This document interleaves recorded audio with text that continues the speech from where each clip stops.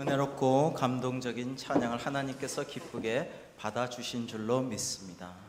이 거룩한 종려주일 예배를 드리시는 사랑하는 성도 여러분에게 하나님의 놀라우신 은혜와 축복이 충만하시기를 주님의 이름으로 축복합니다. 오늘은 주님께서 예루살렘에 입성하신 종려주일입니다. 종려주일은 교회력에서 아주 중요한 절기입니다.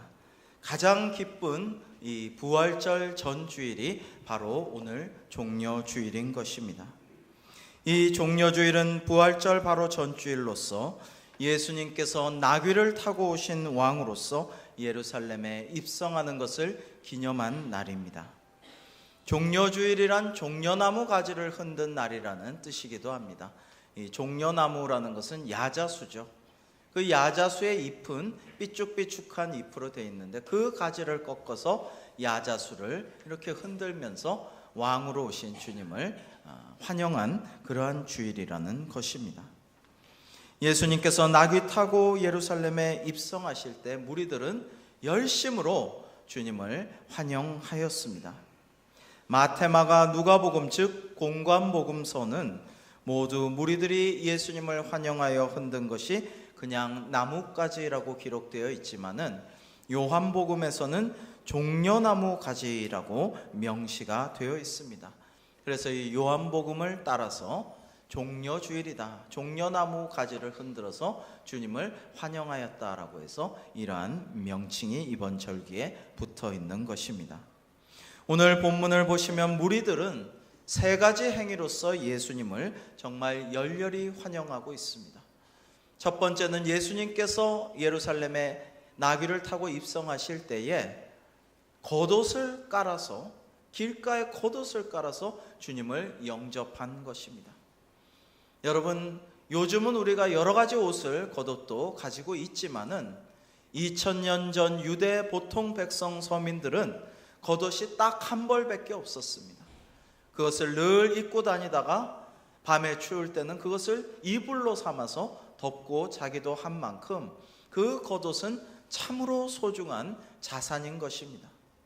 그런데 제자들은 주님께서 나귀를 타실 때 겉옷을 벗어서 안장처럼 예수님이 깔고 앉으시도록 하였고, 무리들은 길가에 그 겉옷을 덮어서 주님이 오시는 길에 밟고 지나가시도록 카펫 같은 용도로 쓰게 하였던 것입니다. 요즘 우리 길가와 같이 아스팔트 포장 도로가 아닙니다. 흙먼지가 날리우고 지저분하고 비라도 내리면은 흙탕물이 되는 그러한 더럽고 험한 그 비포장 도로에다가 자기들의 하나뿐인 단벌 신사 이 겉옷을 다 벗어가지고 바닥에 길가에 깔아서 예수님이 그것을 타고 지나가실 수 있도록 카펫처럼 사용하였던 것입니다. 정말 열렬한 그러한 환영이라고 할 수가 있겠습니다. 두 번째로 무리들은 종려나무 가지를 흔들면서 예수님을 환호하였습니다. 북미 정상회담 이런 것들을 우리가 좀 보면은요, 연도에 선 백성들이, 국민들이 다른 나라 정상이, 왕이 올 때 막 국기를 흔들면서 우리나라 국기 또 저쪽 나라 국기를 흔들고 꽃을 들고 그렇게 환영하는 모습들을 우리가 볼 수가 있습니다. 마찬가지로 무리들은 종려나무 가지를 그렇게 흔들면서 주님을 환호하면서 맞이하였던 것입니다. 세 번째로 무리는 예수님을 이렇게 연호하면서 환호하였습니다. 호산나 다윗의 자손이여 찬송하리로다, 주의 이름으로 오시는 이여 가장 높은 곳에서 호산나 하면서 주님을 열렬하게 외치면서 반겼던 것입니다.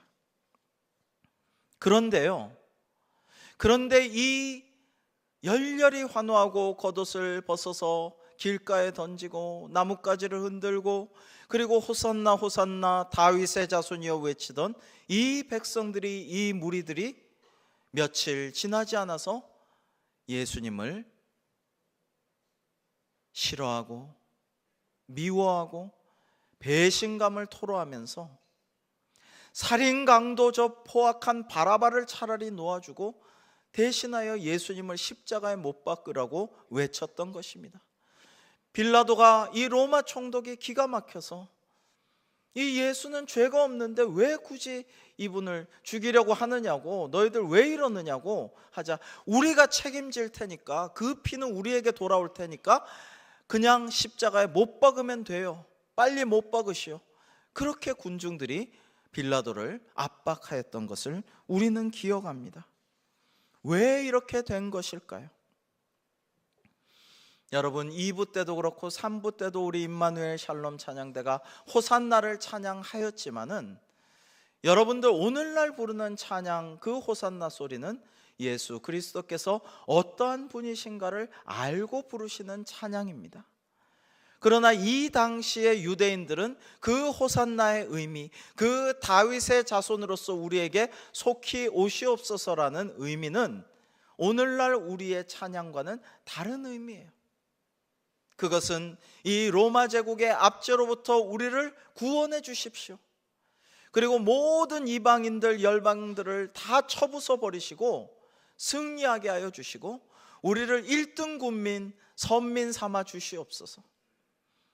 우리가 부강하게 하시고 우리가 자랑하게 하시고 많은 민족들이 우리를 부러워하는 1등 국민으로 만들어 주십사, 그렇게 자기의 욕망들을 토로하면서 예수님에게 환영을 하였던 것입니다. 시편 2편을 메시아 시편이라고 합니다. 이 메시아 시편 말씀에 보면 내가 나의 왕을 내 거룩한 산 시온에 세웠다 하시리로다. 내게 구하라. 내가 이방 나라를 내 유업으로 주리니 내 소유가 땅끝까지 이르리로다. 내가 철장으로 그들을 깨뜨리며 질그릇같이 부수리라 하시도다. 이 시편의 메시아, 기다리는 이 메시아와 같은 분이 바로 예수님이겠거니라고 이 유대인들은 기대하였던 것이죠. 그런데 며칠간 지내보니까 전혀 그 기대가 어긋남을 발견하게 됩니다. 강력하고 힘있고 대중들을 선동하는 카리스마적인 지도자가 아닙니다. 정치에도 군사에도 관심이 없습니다. 그리고 하시는 말씀이 나는 섬김받으러 온 것이 아니고 섬기려 하고 많은 사람의 목숨을 위해서 내 목숨을 대속물로 주려 함이니라, 이런 말씀을 하셔요. 긍휼히 여기시고 사랑을 베푸시는 것은 알겠지만은 이게 뭐 파워랑 권세랑 도무지 상관이 없다, 로마를 물리칠 기색조차 보이지 않는다라는 것입니다. 가장 약한 모습으로, 가장 낮아진 모습으로, 섬기는 모습으로, 겸손한 모습으로 오신 주님이심을 그들이 확인할 때에 그들의 높고 높았던, 한껏 기대했던 그 마음은 배신감, 배반감으로 바뀌어서 살인강도 바라바보다는 차라리 예수를 못 박으라고 소리치고 말았던 것입니다. 오늘 1부 때도 우리 새 가족이 오셔서 참 기쁘게 환영하고 같이 기도하였습니다마는, 간혹 교회를 처음 나오신 분들이 조금 믿다가 어라? 이게 뭐야? 예수 믿으면 복 많이 받고 만사형통할 줄 알고 큰맘 먹고 교회 나왔는데 뭐 별것 없네, 교회 나오고 더 잘 풀리는 일도 없네, 뭐 더 잘 되는 것도 없어, 이게 뭐람? 이렇게 하시는 분들도 간혹 계십니다. 그러나 사랑하는 여러분, 기독교 신앙이라는 것은 그런 것이 주가 되는 것이 아닙니다. 물론 하나님 열심히 믿고 주님의 교회를 위해 헌신하고 먼저 그의 나라와 그의 의를 구하면 다른 모든 것들을 채워주실 줄로 믿습니다마는, 그러한 것들이 중요한 것이 사실은 아니라는 것이죠. 미국의 남북전쟁이 한창일 때에 북군은 흑인 노예들을 다 해방시키려고 하고, 남군은 주로 목화 농장의 소유자로서 흑인 노예들이 있어야 이 목화를 따니까 이제 서로 정말 피 터지는 그런 무시무시한 남북전쟁을 한창 벌이고 있었습니다. 그때에 한 북군의 관료가 에이브라함 링컨 대통령께 이렇게 말씀드립니다. 대통령님, 정말 우리가 이겨야 할 텐데요. 이 전쟁을 꼭 승리해야 할 텐데 하나님께서 꼭 우리 편이 돼 주셔야 할 텐데요. 그러자 링컨 대통령은 이렇게 말합니다. 아니지요. 하나님께서 우리 편이 돼 주시기를 기도할 게 아니라 우리가 하나님 편이 되기를 기도해야죠. 그렇게 기도합시다라고 말했다고 합니다. 사랑하는 성도 여러분, 하나님이 내 생각, 내 기도, 내 욕망, 내 필요에 따라서 맞춰서 그것을 주시기를 기도하는 것만으로 그쳐서는 안 됩니다. 나아가서 우리가 성숙한 신앙으로 우리가 하나님의 뜻에 맞추고 하나님의 기대에 부응하고 하나님께 순종하고 말씀대로 살기를 결단하고 다짐하는 이 종려주일 사순절 기간이 되시기를 주의 이름으로 축원합니다. 여러분, 이것을 잊어버리면 안 됩니다. 우리가 습관적으로 기도하고 습관적으로 예배하고 습관적으로 주님께 간구하기 쉽지만은 우리가 그때그때 나 자신을 돌아보면서 하나님 뜻대로 하옵소서, 우리 예수님처럼 인간적으로는 이 잔을 내게서 좀 거둬주옵소서라고 기도하셨지만은 그게 솔직한 주님의 마음이었지만은 그러나 아버지여 내 뜻대로 마시옵고 아버지의 뜻대로 하시옵소서라고 기도하셨던 우리 주님의 그 모습을 본받아서 우리도 내 뜻대로만 마시고 주님의 뜻대로 하여 주옵소서라고 기도할 수 있는 성숙한 주님의 참 제자가 우리 모두 되기를 주님의 이름으로 축복합니다. 사랑하는 성도 여러분, 내가 어떤 기대를 하나님께 가지고 있느냐 보다 하나님께서 나에게 어떤 기대를 하시는가를 우리가 알고 그 기대에 부응하고 충족할 수 있는 것이 참된 신앙인의 모습이 아닐까요? 열렬히 예수님을 환영했던 호산나의 외침을 주님께서 기뻐하면서 흐뭇해하시면서 듣고 계셨을까요? 주님의 귓전에는 아버지의 음성이 이제 나를 위하여, 아니 온 세상에 구원받아야 할 만민을 위하여 십자가에 달려야 한다라고 하시는 주님의 음성이 들렸으리라고 저는 생각합니다. 연도에 수많은 군중들이, 그 무리들이 자기 겉옷을 깔고 종려나무 가지를 그렇게 흔들면서 환호하였지만 그 종려나무, 그 나무의 주목을 예수님께서 하셨을까요? 아마도 주님이 그것을 보는 가운데도 주님의 영적인 눈은 십자가에 달리실 그 나무, 그 골고다에 지고 올라가실 십자가의 그 나무를 바라보고 계셨으리라고 저는 생각합니다. 여러분, 비록 오늘 이름은 종려주일이지만 종려나무가 주인공이 아니라 예수님을 싣고 갔던 그 초라한 나귀, 끌고 갔던 나귀 새끼, 어쩌면 그것을 타셨을 수도 있는데요, 그 나귀 새끼, 그것이 오늘의 주인공이에요. 왜냐하면 예수님의 겸손하심과 섬김과 희생과 순종을 우리에게 드러내주는 상징은 바로 나귀이기 때문입니다. 북한산 은평 뉴타운의 어느 아파트에 제가 수년 전에 신방 간 적이 있는데요, 주차장에서 아주 명차로 유명한 롤스로이스 팬텀이란 걸 본 적이 있습니다. 제가 차를 잘 몰라요. 관심을 끄고 살았는데 저도 아는 아주 유명한 슈퍼카예요. 학생들이 좋아하는 힙합 가수 도끼라든지 이건희 삼성회장이라든지 이런 몇 명만이 타는 우리나라에 몇 대 없는 유명한 차라고 합니다. 그래서 와, 이런 차는 누가 타나라고 그냥 혼잣말 했더니 옆에 신방된 한 분이 이 차 주인 제가 알아요.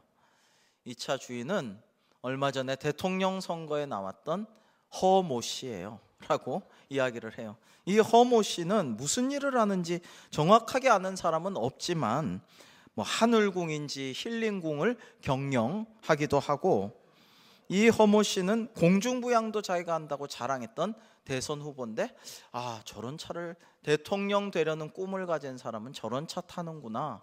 제가 좀 인상 깊었던 생각을 한 적이 있습니다. 여러분, 예나 지금이나 왕들이 타는 것은 명마요, 아름다운 백마요, 대단한 차입니다. 화려한 전차, 병거, 오늘날에도 정상회담 하는 거 보면 BMW니 롤스로이스니 메르세데스 벤츠니 이런 것들 중에서도 최상품의 차를 타고 위용을 과시하죠. 삼국지에서 단연 1등 최강의 용사였던 여포가 타던 에마가 하루에 1000리를 달린다는 적토마였는데 여포를 죽이고 조조가 이것을 가졌어요. 그런데 관운장의 마음을 사기 위해서 온갖 선물을, 집도 주고 황금도 주고 다 줬는데 청렴결백한 관우가 하나도 안 받아요. 근데 마지막으로 적토마를 줬더니 그거를 받아요.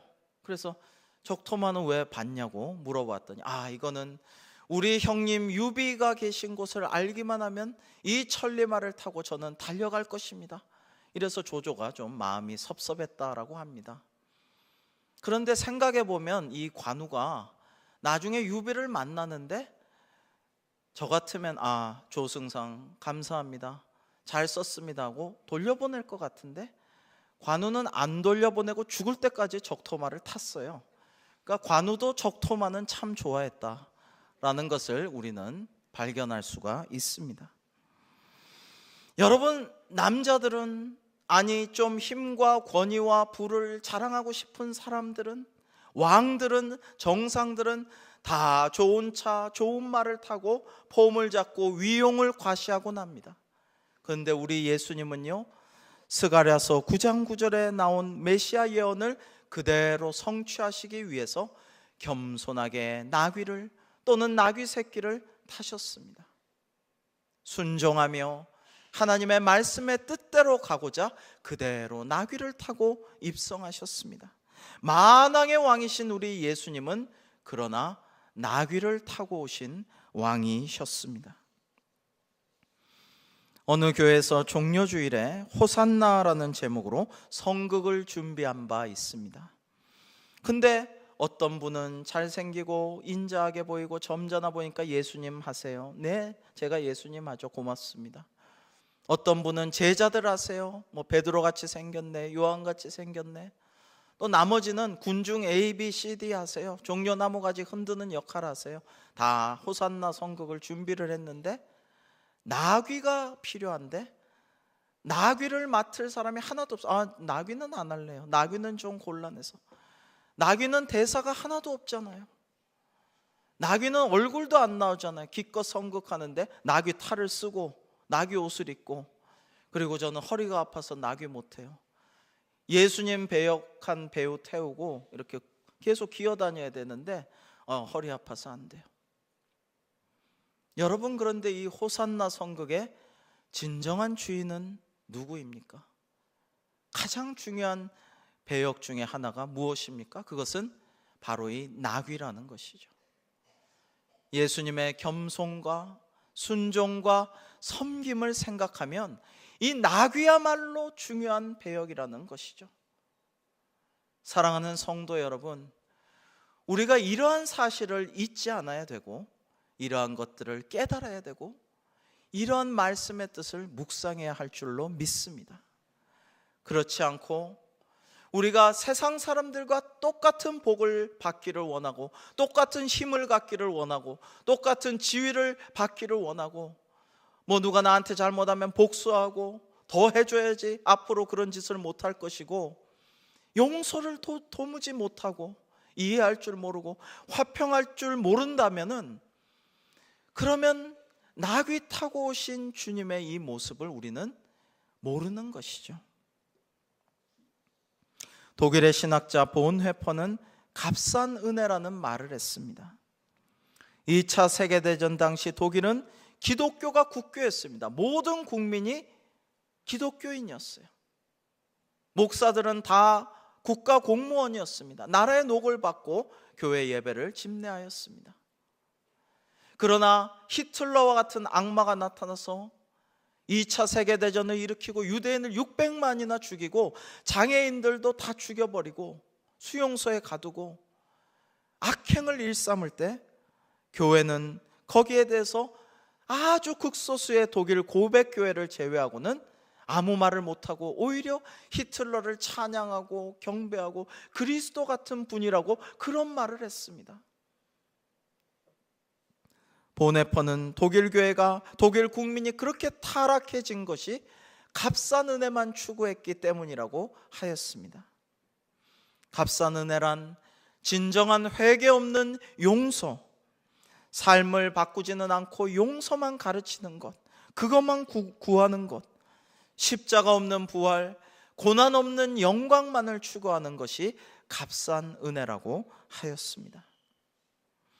오늘날에도 수많은 교회가 있고 수많은 그리스도인들이 있지만 나는 고난은 싫어요. 주님께서 각자의 십자가를 지고 주님을 따르라고 했지만 나는 그런 건 싫고 축복만 주시옵소서, 영광만 주시옵소서, 늘 그렇게만 이야기한다면 값싼 은혜에 머무르고 말 것입니다. 그러나 오늘 나귀 타고 겸손히 가장 낮은 자세로 우리에게 오신 만왕의 왕, 우리 모두를 구속하실 예수님의 모습을 보면서 우리가 깨달음을 얻어 주님과 같이 겸손하게 하나님의 말씀과 뜻에 순종하며 서로 사랑하고 서로 용서하고 서로 이해하고 서로 협력하여서 주님의 교회를 든든히 세워나가고 또 세상에 나아가 빛을 발하며 구원받지 못하고 멸망해가는 저 많은 사람들, 나의 동료, 나의 친구들을 주님께로 인도해오는 그러한 일을 할 때 참으로 주님께서 나귀 타고 오신 왕으로서의 모습을 우리가 영원히 기념하는 것이 될 줄로 믿습니다. 그러한 은혜가 충만한 우리 모두가 되기를 주님의 이름으로 축원합니다. 기도하겠습니다. 하나님 아버지, 저희가 지난 주일에는 세례식을 거행하였습니다. 세례는 내가 주고 주님이 내 안에 사시는 것인 줄로 믿습니다. 오늘은 거룩한 성만찬을 베풀었습니다. 성찬식은 가장 무기력한 방법, 가장 약한 방법인 십자가로 우리를 구원하신 주님을 기념하고 우리를 위해 찢기신 그분의 살과 흘리신 피를 먹고 마심으로 주님을 영원토록 기억하는 것인 줄로 믿습니다. 이제 우리가 나귀 타고 오신 왕인 예수님의 모범을 통하여 참된 강함과 능력이 어디서 오는지를 깊이 묵상하고 그 깨달은 바를 겸손히 실천하여 주님과 같이 사랑하고 용서하고 화평케 하고 하나 되어 세상에 빛을 발하는 우리 모두가 되게 하여 주시옵소서. 예수님의 이름으로 기도하옵나이다. 아멘.